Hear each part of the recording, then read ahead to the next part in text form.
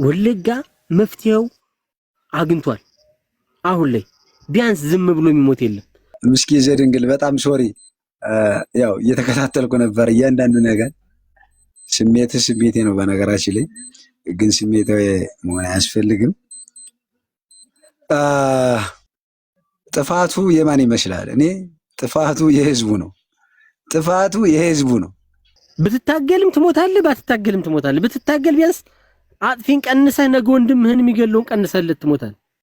ሰው አይፍረስ እንጂ ሃይማኖት ተቋማት ቢፈርሱ ነገ እንገነባቸዋለን፣ ችግር የለውም። ነገር ግን ሰው እየፈረሰ ነው ችግሩ። ሰው እየሞተ ነው። ሰው መሞት የለበትም።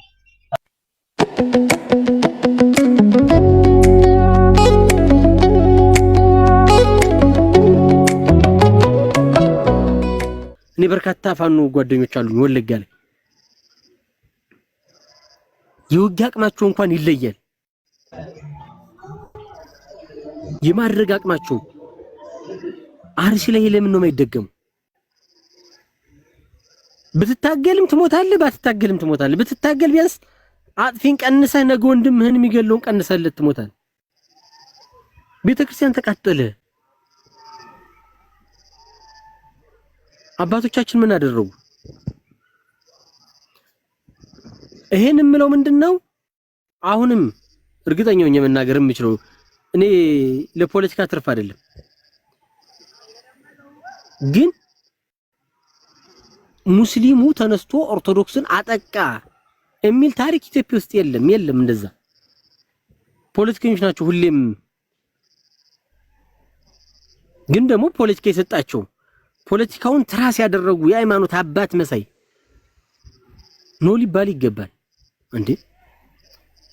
ኢትዮጵያ ላይ ጂሃድ ማወጅ አለብን፣ ክርስቲያንን አንገቱን መበጠስ አለብን የሚል ኡስታዝን እኔ ሌላ ሰው አይደለም ሙስሊሙ ወጥቶ ሲቃወሙ መስማት ፈልጋለሁ። ሙስሊሙ ወጥቶ ያንን ሲያረግ መቃወም አለብን። ሙስሊምን አጥፋ የሚል ካህን ቢመጣ እኔ ነኝ የምቃወመው። ስለዚህ በዛ ልክ ያንን የሚቃወም ሙስሊም ይፈልጋሉ። ይሄ ማለት እስልምና እምነቱ ኦርቶዶክስን ይጠላል የሚል እይታ የለኝም። ይሄንም እንደዛ ብዬ ማላስበውም ስለማይጠላ ነው። በተለይ ነባር የሆነው እስልምና ከኦርቶዶክስ ጋር አብሮ እንዲጠፋ የተፈረደበት ስለሆነ ማለት። ስለዚህ ነው ስንታገል ነው። ስንታገል ስናሸንፍ ነው። ካላሸነፍን በህይወት እንድንኖር አይፈቅድልንም ስርዓቱ። ጥፋቱ የህዝቡ ነው። እንግዲህ ለመጀመሪያ ጊዜ ኢትዮጵያ ውስጥ ነው አሸባሪ መንግስት የሆነበት አገር ቢኖር ኢትዮጵያ ውስጥ ነው። አሸባሪ መንግስት የሆነበት ሀገር ቢኖር አፍሪካ ናት። እንግዲህ እነዚህ አሸባሪዎች እንግዲህ አብይ አህመድ የአሸባሪዎችን መስፈርት የሚያሟላ ስርዓት እንደሆነ ባለፉት 7 ዓመታት 8 ዓመታት አይተነዋል። ይሄን ፎቶ አይታችሁታል? ይህ ሰውዬ ሩፋኤል ይባላል። አቡነ የሚለውን ስለመጠቀም ስለማልፈልግ ነው። አቡነ ማለት አባት ማለት ነው። አባቴ ስላልሆነ ማለት አብሮ ያለው ከሸኔ ወታደሮች ጋር ነው። ተቃቅፎ ቢራ እየጠጡ ነው፣ ድራፍት እየጠጡ ነው። ፎቶ በደንብ የሚታይ ከሆነ በኢትዮጵያ ሕግ መሰረት ሸኔ በሽብርተኝነት ተመዝግቧል። የሽብርተኝነት ሕጉን ደግሞ ማየት ከቻልነ ከሽብርተኛ ጋራ ስልክ የተደዋወለ እንኳን እንደ ሽብርተኛ ተቆጥሮ ይቀጣል።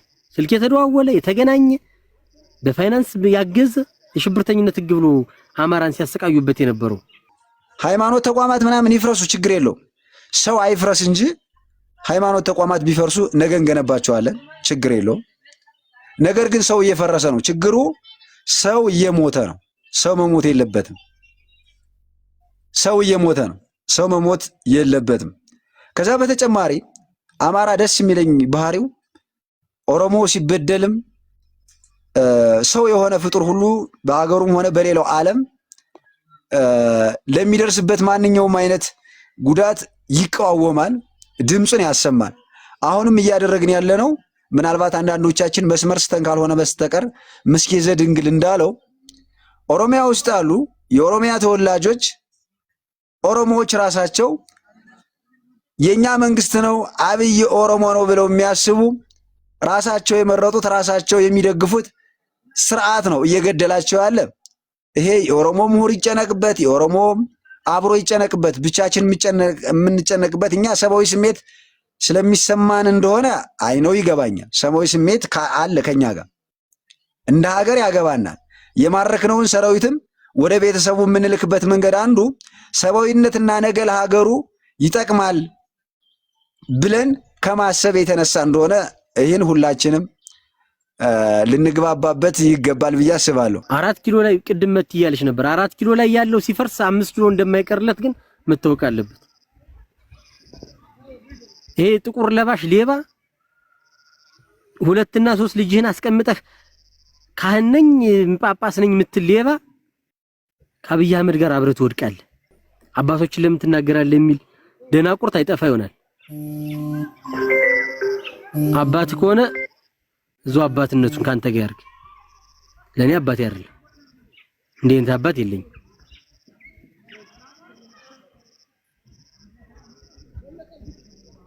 ስለዚህ ሚሊየንስ ብር ቤት ለመቅዶኒያ ሲሰጡ አይተናል። ጳጳሶቻችን ሲጀመር ስለምንድን ነው ቤት መስራት ያስፈልገው የሚለው ሌላ ጥያቄ ቢሆንም ቅሉ እንዴት ያን ያህል ቤት ይሰራል? እስከ መጀመሪያው መነኩሴ ምን ቤት አለው? መነኮሳ ሞተ ነው። ቆረበ ጸደቀ መነኮሳ ሞተ ይላሉ የኛ አባቶች። የዚያን ሚሊየን ብር ቤት ይሄ ጳጳስ ለገዘ። የት አመጣው? ምን ሊያረገው? የትኛው ልጁ ሊያሳድግበት? ሲጀመር የዕለት ጉርሱንና የቀን ልብሱን ካገኘ የዓመት ልብሱን ካገኘ መነኩሴ ምን ያረግለታል? እዛው ይህ ነው እየተሰራ ያለው። አሁን እንደ ህዝብ እንናደድ ጓዶች፣ እንደ ህዝብ እንናደድ። ተናደን ወደ እርምጃ እንግባ። ሌላው ግን እኔ ፋኖ ከመሆኔ በፊት ፋኖ ምስጌ ዘድንግል ከመባሌ በፊት ምስጌ በ40 ቀን የኦርቶዶክስ ነኝ። በዚህ ሰዓት ከስርዓቱ ጋር አብራችሁ ያላችሁ አካላት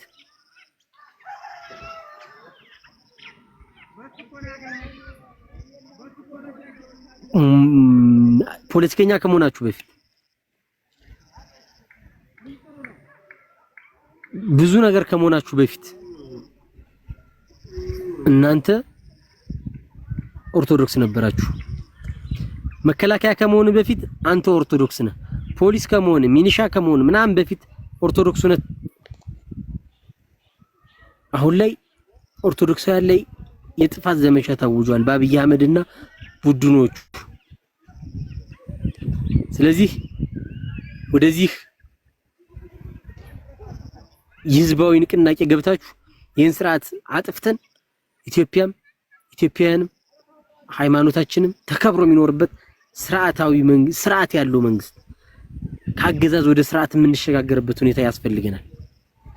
በመጨረሻ ስንሞት እንበዛለን እያላችሁ ለምታደነቁሩን ዘማሪ መሳይ ሌቦች እኛ ድንቅ ፍጥረት ነን እየሞትን እንበዛለን። ምን አባም ስለሆንክ ሙታ አትበዛ። ሙቶ በስብሶ የሚበዛው ተክል ነው ወዳጅ። 20 ሰላም ከዛ በላይ ሆኖ የሚወጣ ተክል ነው። ማንንም ሙቶ በስቶ አይንተናናቅም። እያለክ ነው፣ እየደቀክ ነው፣ እየጠፋ ነው። ሙታ ማን ነው ሙቶ በስቶ የምታውቀው? አብይ አህመድ የሚመራው እንግዲህ አባቶችና ሀጅ ሙፍቲን ፈንቅለው የጣሉት እንግዲህ የዋሃብይ ወይንም ይሄ የተለየ አክራሪ እንትን ያለውን አምጥተው የሾሙት በቃ ለኢትዮጵያን የሚጠላል ለኢትዮጵያ ሕዝብ ጥሩ ምኞት የሌለም ሁሌም ስለሌላ ዓለም የሚናፍቅ አይነት ስብስብ አድርገውበታል። በዛ ልክ ነባሩን እስልምና በዚህ ልክ ለመምታት የሄዱበት መንገድ አለ። ይሄኛው ያለው ዋናው ደግሞ ቤተክርስቲያን ደግሞ ያለው ይሄኛው ደግሞ ሲኖዶስ ሌላ ሲኖዶስ አመጡና ኖ ሊያወርዱት ሲሉ ምን አለ? እኔ ተስማምቼ አብይ ያለውን አስፈጽማለሁ ባለው መሰረት እና አቡነ ማትያስ በሚገርም ሁኔታ ከዚህ ከሚጠፋው በኦርቶዶክስ በኩል ተጠያቂዎቹ እና አቡነ ማትያስ ናቸው፣ ወይንም የሃይማኖት አባቶች የሚባሉት ናቸው። ለዚሁ ለሃይማኖት እንደ ሃይማኖት ተኮር ለሚፈጸሙ እያንዳንዱ ችግሮች የሃይማኖት አባቶች ተጠያቂ ናቸው። ከዛ በተጨማሪ ራሱ ማህበረሰቡ በዋናነት ተጠያቂ ነው። ለምን መሰላችሁ? እነዚህ አገዛዙ ያስቀመጣቸው በየቤተ እምነቶች ተኩላ ሁነው የተቀመጡ የሃይማኖት አባቶች ለሃይማኖት አባቶች ግብር የሚገብሩ የማህበረሰብ ክፍሎች ስትነግራቸው የማይሰሙ አንተን ከሌላ ሃይማኖት ነው የመጣህ ብለው የሚያሙና የሚሽኮረመሙ ራሱ ማህበረሰቡ ስለሆነ ይበለው በባዶ እግሩ እየሄደ የተሻለ ትምህርት ቤት የሌለው የውሃ ቧንቧ የሌለው መሻገሪያ ወንዝ ሲሞላ መሻገሪያ ድልድይ የሌለው ልብሱን ጥፎ የሚለብስ ማህበረሰብ የራሱ ቤት በጥራር እየኖረ በሸምበቆና በእንጨት እየኖረ በየቦታው ሲሄድ የሚሰራ መስጊድና የሚሰራ ቤተክርስቲያን ባደጉ ሀገሮች እንደሚሰራው አይነት ስራ ነው የሚሰራው። ስለዚህ ሙተን በዛን እስከ ዛሬ ስንት የሞት ነው እየሞትን እየበዛን አይደለም። አታደንዝዙ እንዲያላችሁ ሚሻለው ታግሎ ገሎ መሞት ነው። ገል አንገቱ ተናንቀሙት። እዛ ውጪ ስንሞት እንበዛለን እያልክ ብታላዝን ታልቃታለህ እንጂ አትበዛት። አመሰግናለሁ። ታንክ ዩ። በዚህ አጋጣሚ ሁላችሁም ታፕ ኮፒ ለምታደርጉ እናመሰግናለን። ያው በመሃል ይችን 20 ሰከንድ ቪዲዮ ሁላችሁም እንድትሰሙ ፈልጋለሁ ብዬ ነው። ሶሪ ይቅርታ አላዛር፣ ይችን ነገር ስሙ።